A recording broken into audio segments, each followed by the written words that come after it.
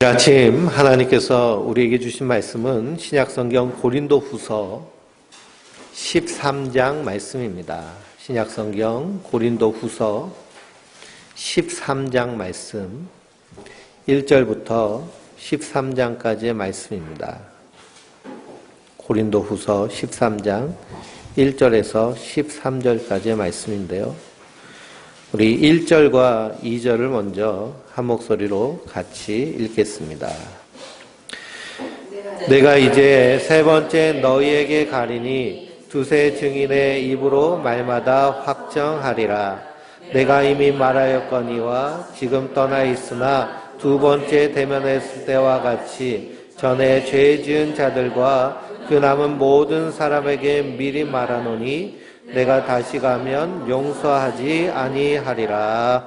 아멘. 할렐루야.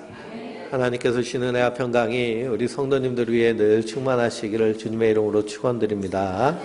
우리 옆에 있는 분들하고 한번 인사해 보세요. 잘 오셨습니다.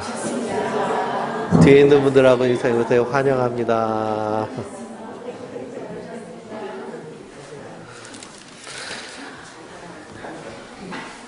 오늘 고린도후서 13장 말씀을 마치면서 고린도 전서와 후서의 강해를 마칩니다.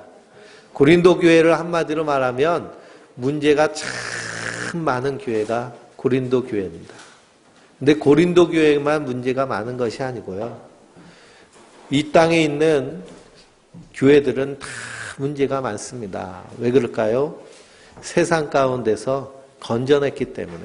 아직도 옛사람에 썩어져가는 그런 옛사람의 모습이 아직도 풀풀 나기 때문에 문제가 많이 있습니다. 우리 인생도 문제가 많이 있죠.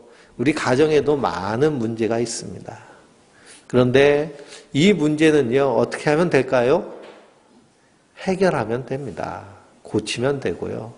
우리 몸도요, 많이 사용하면 이제 문제가 생기기 시작하잖아요. 40년, 50년, 60년 이렇게 몸을 사용하면 반드시 문제가 생깁니다. 그 문제를 어떻게 하면 돼요? 고치면 되죠. 고치면 됩니다. 참 좋은 시대에 우리가 살고 있어서요. 문제가 생기면 고치면 됩니다. 저도 지난주에 코가 하도 막혀가지고요. 이비인후과를 갔더니 코뼈가 완전히 휘어가지고요. 이 오른쪽 코가 완전히 막혔다고 그럽니다. 그래가지고 그냥 피면 된대요. 의사 선생님이 참 편하게 피면 됩니다. 그러더라고요. 그래서 피기로 했습니다. 고치면 되고요. 그래서 모든 문제에는 반드시 그 해결의 정답이 있습니다. 해결책이 있습니다. 그래서 우리가 고치면서 해결하면서 가는 것이 우리의 인생이고 우리의 신앙입니다. 그래서 우리 기독교를요, 개신교라고 얘기합니다. 개신교. 개신교라는 것은요, 이렇게 새로 고쳤다라는 의미를 가지고 있습니다. 개혁했다라는 거예요. 개혁했다. 그래서 교회도요, 수천 년 역사를 지나면서 타락하고 변질되고 그리고 세속화되는 일들이 계속하여서 일어났습니다. 그때마다 어떤 일을 하였느냐 하면 개혁하는 일을 했어요. 개혁하는 일. 그래서 마틴 루터가 10월 마지막 주일은 종교개혁 주일인데요. 601년 되는 종교개혁 주일입니다.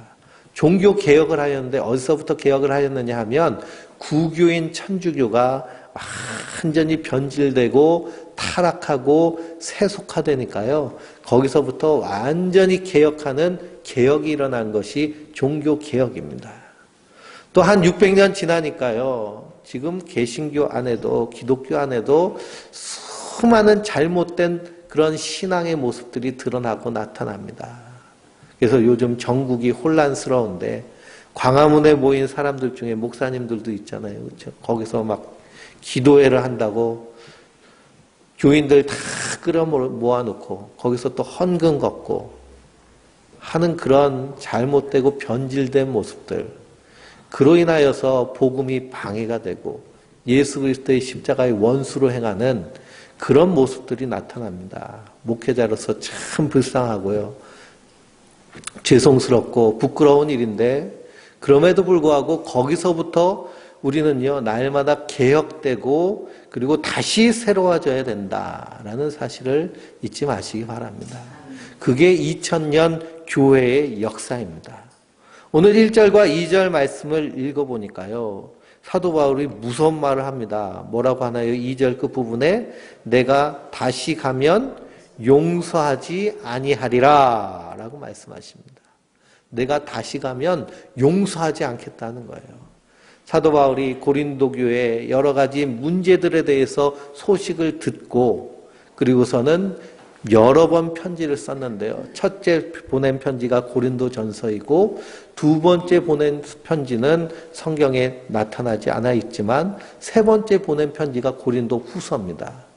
그리고 세 번째 방문할 때에 너희가 이전에 잘못된 것에부터 고쳐지지 않으면 내가 용서하지 아니하리라 라고 무시무시한 말씀을 하는 것을 보게 됩니다. 내가 용서하지 아니하리라.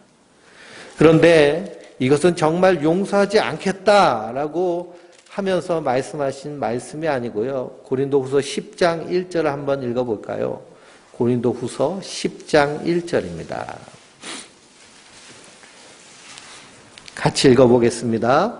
너희를 대면하면 온순하고 떠나 있으면 너희에 대하여 담대한 나 바울은 이제 그리스도의 온유와 관용으로 친히 너희를 권하고 아멘. 그러니 사도 바울은 그리스도의 온유와 관용으로 친히 권면합니다. 그런데 얼굴을 마주 대하면서 대화하고 그리고 권면할 때는 사도 바울은 어떤 사람이에요? 온순한 사람입니다. 왜 그러냐? 그 안에서 그리스도의 사랑이 드러나기 때문입니다. 근데 멀리 떨어져서 편지 쓸 때는 어떻게 쓰는 거예요? 담대하게. 세번역 성경은 강경하게 쓰는 겁니다. 강경하게 쓰는 거예요. 이것은 마치 엄마가 외출을 하면서 냉장고에다가 메모지를 자녀들 보도록 다 붙여놓습니다. 뭐라고 붙여놔요? 숙제하고 방 청소하고 엄마 올 때까지 얌전히 기다려. 안 그러면 밑에다 뭐라 그래요? 다 죽어 그러잖아요. 다 죽어. 그 진짜 엄마가 죽이겠어요? 아니죠. 엄마 올 때 동안 정신 차리고 있으라라는 것입니다. 성도는요, 항상 그리스도께서 이 땅에 재림하실, 다시 오셔서 우리를 부르실 그때까지 정신을 바짝 차리고 사는 자들인 줄 믿습니다. 넘어졌다 하여도 다시 일어서서 고치면서 가는 것이 우리의 신앙의 모습입니다. 그러면 용서하지 아니하리라 하고 말씀한 그 용서하지 않는 내용의 모습이 어떤 모습이냐? 우리가 12장 마지막 부분 20절을 보면 알 수 있습니다. 20절 끝부분을 보면은요. 또 다툼과 시기와 분냄과 당짓는 것과 비방과 수금거림과 거만함과 혼란이 있는 것을 보면 용서하지 않겠다는 겁니다. 이것은 교회 안에서 있어서는 될 모습이 아니라는 거예요. 다투고 시기하고 분내고 당짓고 비방하고 수군거리고 거만하고 혼란을 일으키는 것. 그리스도 안에서요, 이런 것은 다 교회 안에서 있어서는 안 되는 것입니다. 그런데 우리 교회는 작은 교회니까요, 뭐 분쟁하고 혼란할 이유가 없겠지만 큰 교회들 얘기를 들어보면 이런 일들이 다 있나요, 없나요? 이런 일들이 다 있다라는 것입니다. 이런 일들이 교회 안에 있다라는 것은 교회의 모습에서부터 벗어난 잘못된 모습이라는 것입니다. 그리스도 안에서 우리는 하나된 모습. 왜 그럴까요? 예수님이 우리의 머리 되시고 우리는 그 예수님의 몸인 하나님의 교회이기 때문입니다. 교회는 건물이 아니고요. 우리 한 사람 한 사람이 하나님의 교회예요. 그러니 머리 따로 몸 따로 놀면 이것은 잘못된 것처럼 성도가 그리스도 안에서 하나된 모습, 서로 사랑하고 서로 섬기고 서로 아끼는 모습이 성도의 바른 모습이고 교회의 바른 모습인 줄 믿습니다. 근데 고린도 교회 안에요, 이런 다툼과 시기와 분쟁의 모습, 당짓고 수군거리고 거만하고 혼란한 모습들이 일어난 이유가 있는데, 그 이유는 무엇이냐 하면 거짓 교사들 때문에 그런 일이 일어났습니다. 거짓 교사들이요, 잘못된 예수, 다른 영, 다른 복음을 증거했기 때문에 그들이 거기에 속아 넘어가서 그래서 당짓고 분쟁하며 분열이 일어나고 다툼이 일어나고 싸움이 일어나게 되는 것을 봅니다. 그러므로 하나님의 교회는요, 한 믿음 안에 서 있어야 되는 줄 믿습니다. 그 믿음은 예수 그리스도를 믿는 믿음입니다. 강단 안에서 복음이 바르게 증거되어져야 되고요. 그 복음을 받고 그 복음에 합당한 삶을 사는 것이 성도의 바른 모습인 줄 믿습니다. 그래서 이 거짓 교사들에 대해서 성경은 사도들은 얼마나 심하게 책망하고 있는지요. 베드로후서 2장을 한번 찾아보실까요? 베드로후서는 성경 맨 뒤에 요한계시록 앞에 요한 1, 2, 3, 4 앞에 있는 것이 베드로후서입니다. 베드로후서 2장입니다. 385페이지에 있는 말씀이거든요. 신약성경 385페이지에 있는 말씀, 베드로후서 2장. 우리 1절을 한번 같이 읽어보겠습니다. 그러나 백성 가운데 또한 거짓 선지자들이 일어났나니 이와 같이 너희 중에도 거짓 선생들이 있으리라.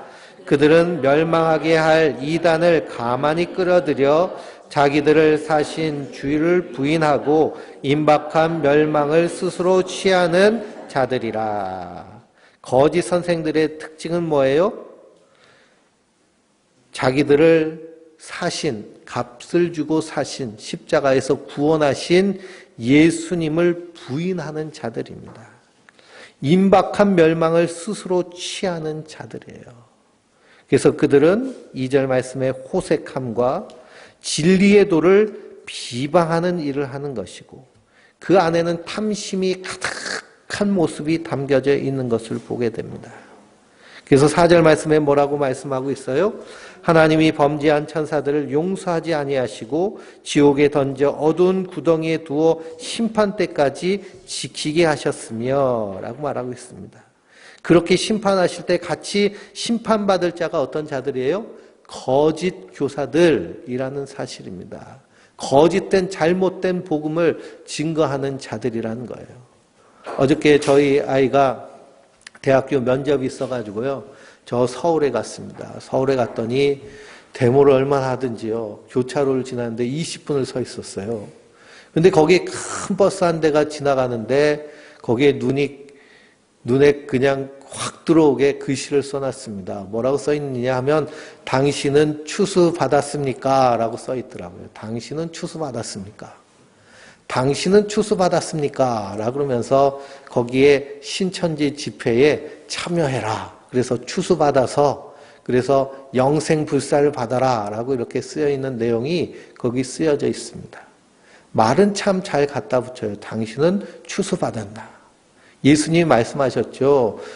밭이 휘어져서 추수할 때가 되었는데 추수할 일꾼이 모자르니 추수할 자를 보내달라고 하나님께 기도해라 라고 주님 말씀하셨습니다.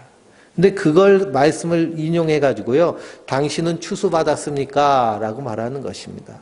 그러면서 어디에 들어오라는 거예요? 장막 성전 안에 들어오라는 겁니다. 14만 4천 안에 들어와야 된다는 거예요. 14만 4천 안에 들어오기 위해서는 자기들이 개설한 그런 성경 강좌를 듣고 그리고 자기들의 그런 집회에 참여하고 자기들이 시키는 걸 해야 되고 또 거기서도 14만 4천이 지금 넘었으니까 또 뭘 봐요? 시험을 봅니다. 시험을 봐서 패스를 해야 추수를 받는다는 거예요. 그게 무슨 가르침이에요? 거짓된 가르침입니다. 왜 그럴까요? 우리의 구원은 전적인 하나님의 은혜로 되어진 것입니다. 은혜란 것은 뭐예요? 하나님 거저 주셨다는 거예요.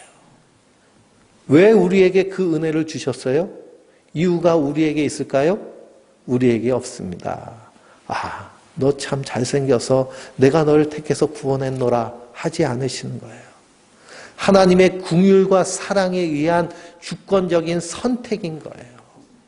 그 사랑으로 우리가 은혜로 구원받은 줄 믿습니다.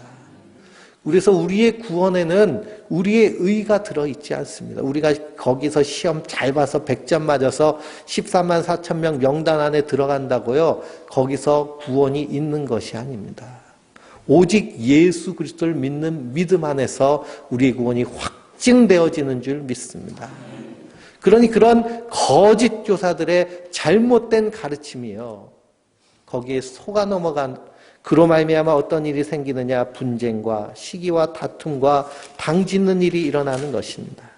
실제로 우리 원주 서지방 감리교회 안에요. 한 교회 안에 신천지 추수꾼들이 침투를 해가지고 산 옮기기 전략을 실행했어요. 산 옮기기는 뭐냐 하면 그냥 교회 통째로 그냥 신천지로 넘어가는 겁니다. 그걸 하려고 들어가가지고 거기서 목회자에게 불만 있는 사람들에게 접근해가지고 포섭하기를 시작했어요.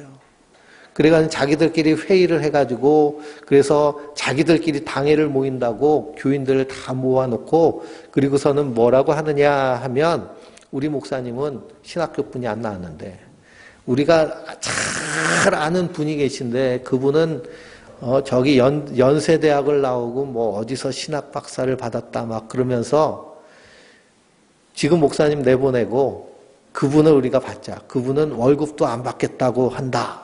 그런 식으로 회의를 했습니다. 근데 그 직전에 발각돼 가지고요. 그래서 다 교회에서 나가게 됐습니다. 그런 식으로 교인들을 미혹하고 속이는 거예요. 그러니 이 거짓 교사들을 향한 2000년 전에 초대교회 안에도 이런 거짓 교사들이 있는데요. 그들에 대하여서 하나님 분명히 심판하신다. 왜 그러냐? 그 모든 일들이 결국 성령을 회방하는 일이기 때문입니다. 성령을 회방하는 일은 어떤 일이냐? 목사 말을 안 듣는다고요. 그게 성령 회박제가 아니고요. 예수 그리스도의 복음이 증거되어지는 것을 방해하고 구원받은 성도들을 미혹하여서 잘못된 길로 가게 하여 그래서 심판받게 하는 그런 모든 행위가 성령을 회방하는 일인 줄 믿습니다. 그러니 광장에서 기도회를 한다고 교인들을 모아놓고 거기서 자기의 정치적인 욕구를 드러내는 그런 목사 역시도요, 성령을 회방하는 일입니다. 그리고 교회 안에 침투하여서 그래서 잘못된 가르침으로 교회를 분열시키고 그리고 거기서 십자가의 원수로 행하게 하는 그 모든 일도 성령을 회방하는 일입니다. 그 모습에 대해서 우리가 베드로후서 2장을 읽었는데요. 베드로후서 2장의 맨 끝을 보면 참된 속담에 이르기를 개가 그 토하였던 것에 돌아가고 돼지가 씻었다가 더러운 구덩이에 도로 누웠다 하는 말이 그들에게 응하였도다 라고 말하고 있습니다. 이건 뭐냐? 거짓 교사에게 속아서 넘어가는 자나 거짓 교사나 다 개가 그 토하였던 것을 다시 먹는 것처럼 더러움 가운데 빠지게 된다라는 사실입니다. 그러니 고린도 교회가 이런 거짓 교사들 때문에 당짓는 것과 비방과 수군거림과 거만함으로 혼란하여진 그 모습을 보고요. 사도 바울이 용서하지 않겠다라고 큰 소리로 외치는 것입니다. 그건 용서하지 않겠다는 것은 무엇을 의미하느냐? 깨닫고 돌이키라라는 말입니다. 깨닫고 돌이키라. 왜 그러냐? 기독교는요. 우리 개신교는 계속하여서 개혁하고 변혁하는 그런 신앙의 종교입니다. 하나님 우리에게 은혜의 길을 주셨는데 그건 뭐냐? 회개하는 길을 주셨습니다. 회개란 뭐냐? 우리가 운전을 하면서 가다가요. 잘못 가면 어떻게 돼요? 이 내비게이션이요. 계속해서 띵동띵동 띵동띵동 하면서 유턴하십시오. 유턴하십시오. 그런 겁니다. 잘못된 게 반대 방향으로 가면. 그러면 어떻게 하면 돼요? 유턴하면 되는 것입니다. 돌이키면 되는 거예요. 십자가 앞으로 복음 앞으로 기록된 말씀 안으로 다시 들어오면 그러면 주님께서 다시 우리를 회복시켜 주실 줄 믿습니다. 우리 3절과 4절 고린도후서 3절과 4절을 또 같이 한번 읽겠습니다. 이는 그리스도께서 내 안에서 말씀하시는 증거를 너희가 구함이니 그는 너희에게 대하여 약하지 않고 도리어 너희 안에서 강하시니라. 그리스도께서 약하심으로 십자가에 못 박이셨으나 하나님의 능력으로 살아계시니 우리도 그 안에서 약하나 너희에게 대하여 하나님의 능력으로 그와 함께 살리라. 아멘.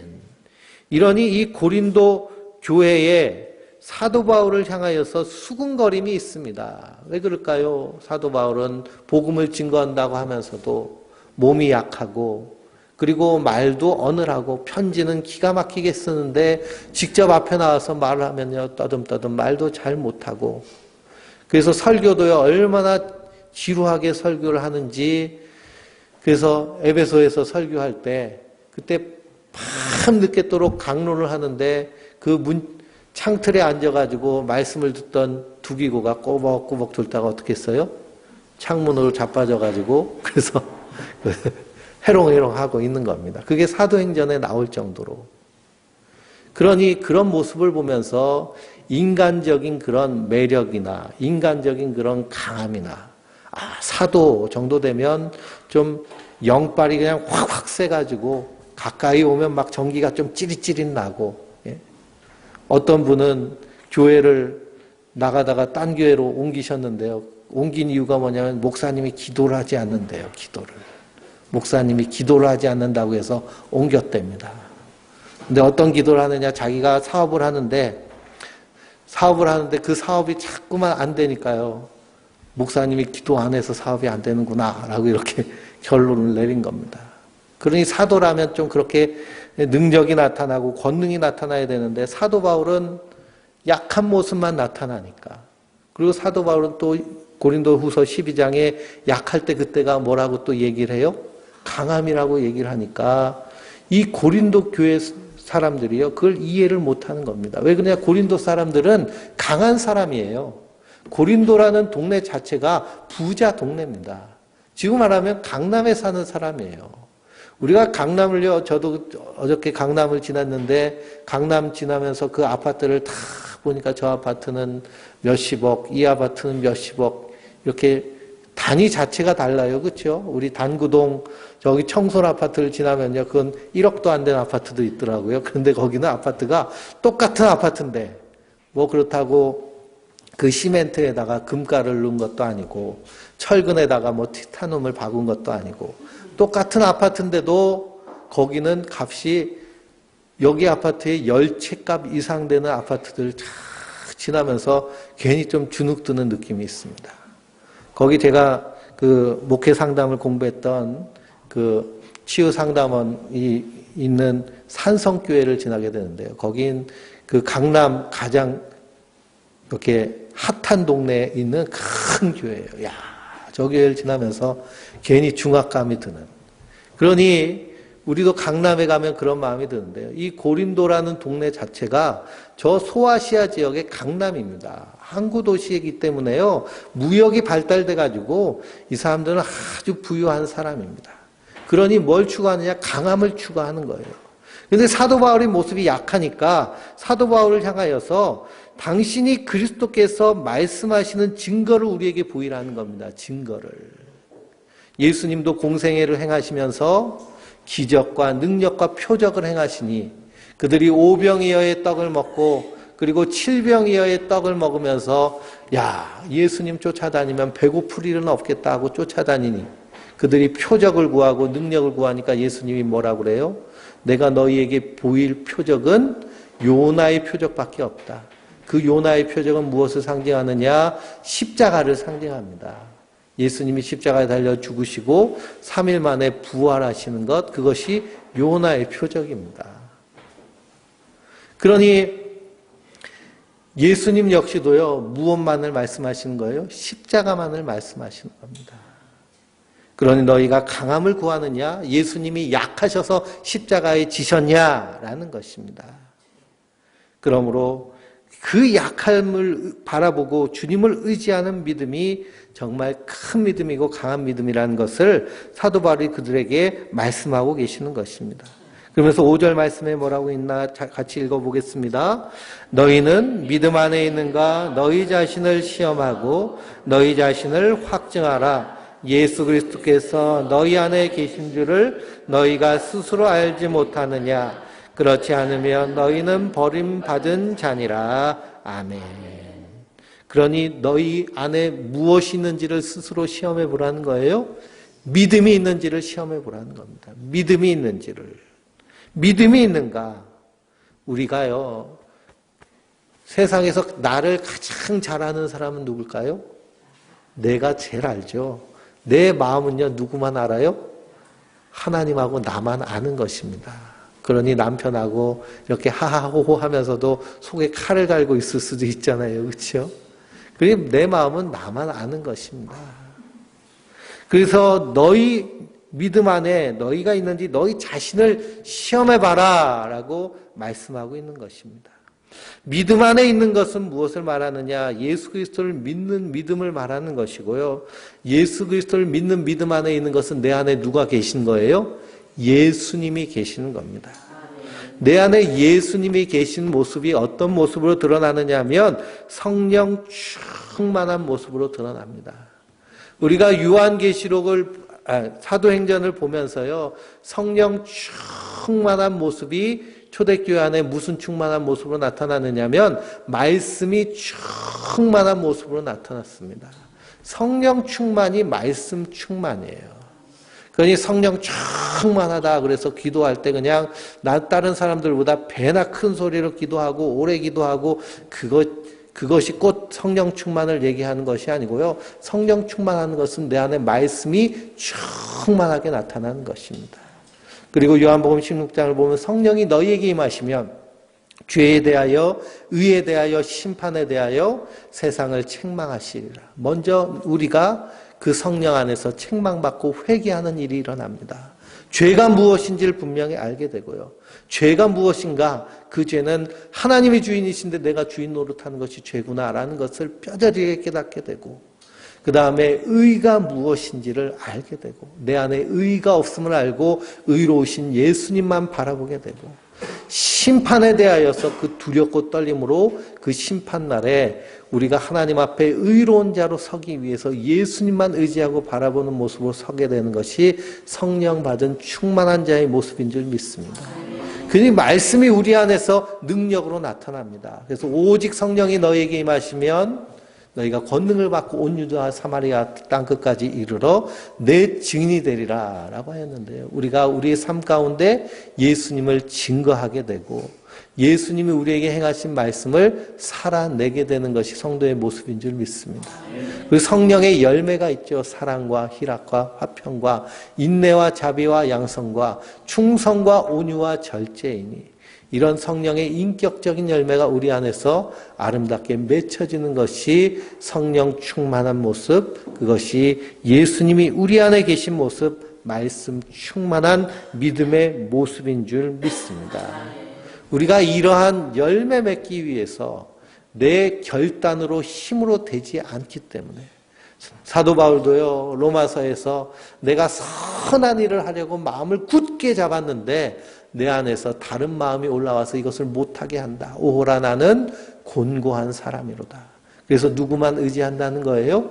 예수님만 의지하고 예수님만 바라보는, 예수님만 의지하고 예수님만 바라볼 때 우리 안에서 주님께서 그렇게 일하시는 것을 사도 바울도 경험하게 되는 것입니다. 그러니 사단 마귀는 어떻게 해서든지 우리를 넘어뜨려서 분쟁과 시기와 넘어짐과 다투는 일로 우리의 삶을 혼란스럽게 만들려 하지만, 우리가 365일 시시때때로 순간순간 누구를 바라보고요? 예수님을 바라고 십자가를 바라보면 넉넉히 이기게 될 수 있는 줄 믿습니다. 그래서 이러한 믿음이 너희 안에 있는가 너희 스스로 시험해봐라 라는 것이죠. 그러므로 신앙생활은요, 날마다 우리가 믿음 안에서 사는 것을 훈련하는 것이 신앙생활입니다. 중세시대에 저 높은 산에서 수도를 하고 있는 수도사가 몇 년에 한 번 내려와가지고 그래서 마을을 지나게 되는데요. 그 마을을 지났는데 거기서 일하던 농부가 그 수도사를 바라봅니다.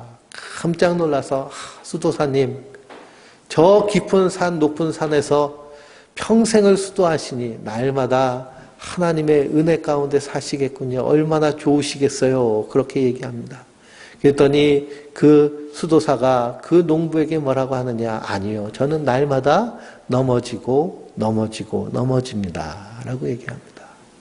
그러니 우리 신앙생활은요, 실패를 통해서 한 걸음씩 한 걸음씩 나아가는 것이 신앙생활인 줄 믿습니다. 실패했다고요, 넘어졌다고, 말씀대로 살지 못했다고 낙심하고 실망하고 좌절하지 마시기 바랍니다. 왜 그러느냐? 사도 바울이 우리 11절 말씀을 한번 읽어볼까요? 11절 말씀. 마지막으로 말하노니 형제들아 기뻐하라. 온전하게 되며 위로를 받으며 마음을 같이하며 평안할지어다. 또 사랑과 평강의 하나님이 너희와 함께 계시리라. 거룩하게 입맞춤으로 서로 무난하라. 아멘. 용서하지 아니하리라 라고 얘기하다가 갑자기 뭐라 그래요? 기뻐하라는 겁니다. 온전케 되라는 거예요. 기뻐하라는 거예요. 기뻐하라. 왜 그럴까요? 사도 바울이 디모데후서에서 자기의 마지막 유언 같은 고백을 하는데요. 뭐라고 고백을 하느냐? 나는 선한 싸움을 싸우고 나의 달려갈 길을 마치고 믿음을 지켰으니 이제 이후로 나를 위하여 의의 면류관이 예비되었으므로 주곧 의로우신 재판장이 그날에 내게 주실 것이며 내게만 아니라 주의 나타나심을 사모하는 모든 자에게도니라 라고 이렇게 말씀하고 있습니다. 무슨 싸움을 싸웠다는 거예요? 선한 싸움을 싸웠다는 겁니다. 우리의 인생은요, 선한 싸움을 사는 것이 신앙의 삶입니다. 날마다 선한 싸움을 싸는 거예요. 근데 맨날 싸워서 이기는 사람이 있나요? 맨날 싸워서 이길 수 없습니다. 때론 지기도 하고요, 실패하기도 합니다. 그런데 누가 이기셨어요? 예수님이 십자가에서 이미 이기신 줄 믿습니다. 우리의 전투에서 때로는 패배하였어도 예수님이 이미 승리하셨기 때문에 우리는 어디 안에 거하 있는 자들이에요? 승리 안에 있는 자들입니다. 그러니 기뻐하라라는 것입니다. 근데 기뻐하다고요, 넋놓고 가만히 있어라라는 말씀이 아니고요, 온전하라라는 것입니다. 온전하라는 것은 예수님 닮기에 힘쓰라는 거예요.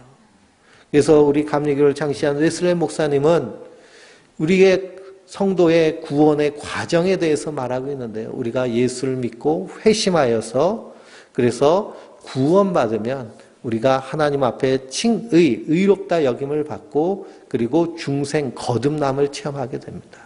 그것으로 끝나는 것이 아니고요, 성화의 삶을 살아갑니다. 거룩한 삶을 살아가는데요, 그 거룩한 삶에 분명한 방향과 목적이 있는데 그 방향과 목적은 무엇이냐면 예수님 닮아가기 위해서 살아가는 것입니다. 예수님 닮아가기 위해서 예수님처럼 사랑하고 예수님처럼 섬기며 예수님처럼 낮아지는 그 모습으로, 그래서 영화 구원에 이루기까지 힘쓰는 것이 성도의 모습인 줄 믿습니다. 근데 이 일을요, 우리가 혼자서 각계 전투에 가서는 이길 수가 없습니다. 그래서 바다 동물의 왕국 다큐멘터리를 보면요, 저 넓은 바다에 수많은 물고기들이 살고 있는데요, 주로 어떻게 몰려다니냐 하면 떼로 몰려다닙니다. 떼로. 혼자 있으면 반드시 어떻게 돼요? 잡아먹히죠. 그런데 같이 움직이면요, 그러면 아무리 강한 적이라도 물리칠 수 있는 힘이 있는 것입니다. 살아남을 수 있는 힘이 있는 거예요. 그래서 주님께서 우리를 구원하시고 그리고 하나님의 교회를 세우신 이유는 무엇이냐? 우리가 함께 모여서 이 땅에서 하나님 나라를 이루어가며 믿음의 선한 싸움을 승리하도록 우리로 하나님의 교회로 묶어주신 줄 믿습니다. 그럼 우리 선한 목자교회, 우리 공동체가 주님 오실 그날까지 믿음의 선한 싸움을 싸우고 하나님의 나라를 이루어가는, 그래서 마지막 13절 말씀해 보니 주 예수 그리스도의 은혜와 하나님의 사랑과 성령의 교통하심이 너희 무리와 함께 있을지어다 라고 말한, 축도할 때도 이 구절을 가지고 축도를 하는데요. 이 은혜와 사랑과 교통하심이 우리 안에서 풍성하게 드러나는 하나님의 사람들 되시길 주님의 이름으로 축원드립니다.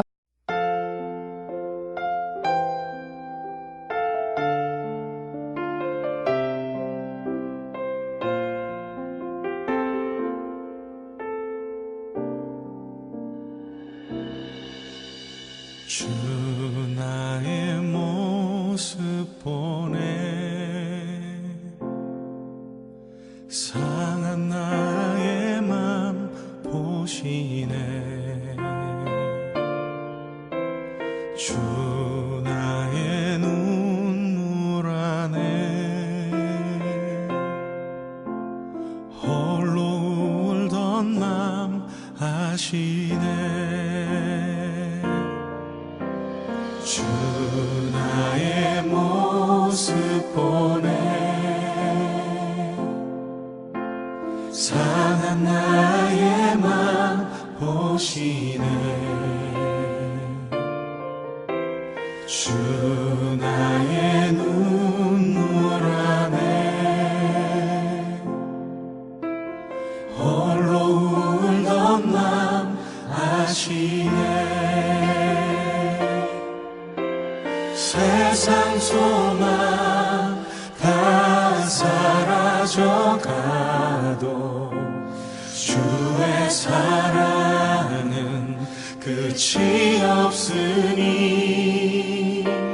살아가는 이 모든 순간이 주 은혜임을 나는 믿네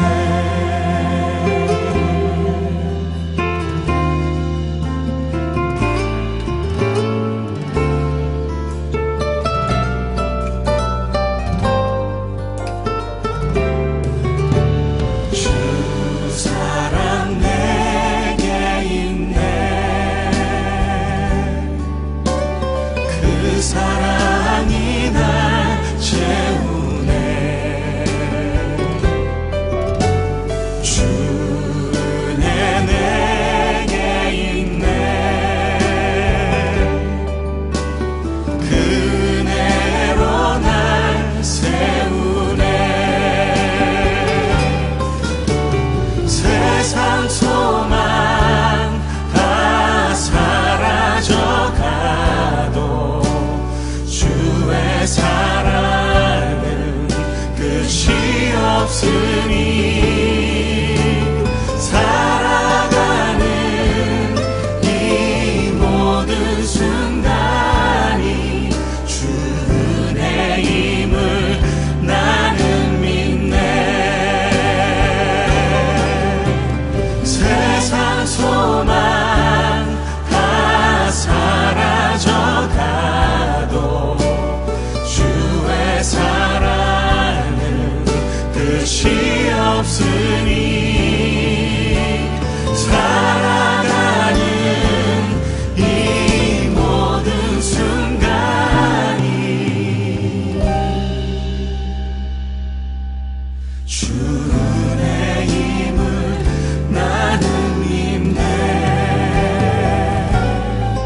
주 은혜임을 나는 믿네